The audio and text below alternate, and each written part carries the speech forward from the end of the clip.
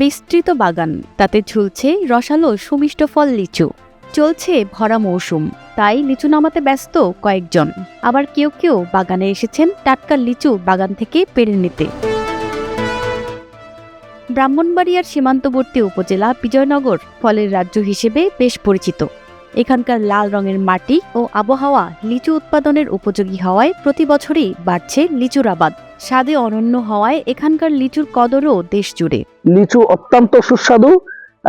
আমার মনে হয় এই এলাকার মাটি খুবই উর্বর ফসলের জন্য এবং ফলের জন্য। মাটির মধ্যে এত সুন্দর সুন্দর ফসল জন্মে আসলে সত্যি একটা অবিস্মরণীয়।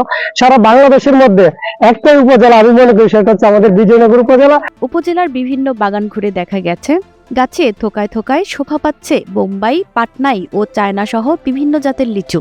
বেশিরভাগ গাছে বাতাসে দোল খাচ্ছে পাকা লাল টকটকে লিচু, আবার কিছু লিচু এখনো আধা পাকা। অনেক সমাগম এবং প্রায় প্রাকৃতিক খুবই একটা সুন্দর একটা জায়গা। আর লিচু অনেক সুস্বাদু, খেয়ে দেখলাম এবং বাড়ির জন্য কিছু নেব।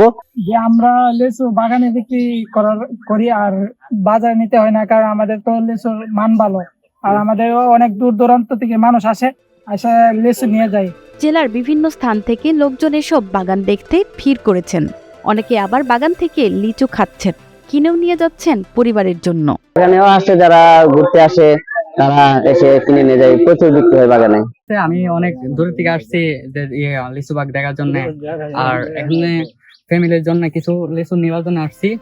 শুরুতে বৃষ্টির অভাবে লিচুর কিছু সমস্যা হলেও এখন বৃষ্টি হওয়াতে তা কাটিয়ে ওঠা সম্ভব হয়েছে বলে জানান উপজেলা কৃষি কর্মকর্তা।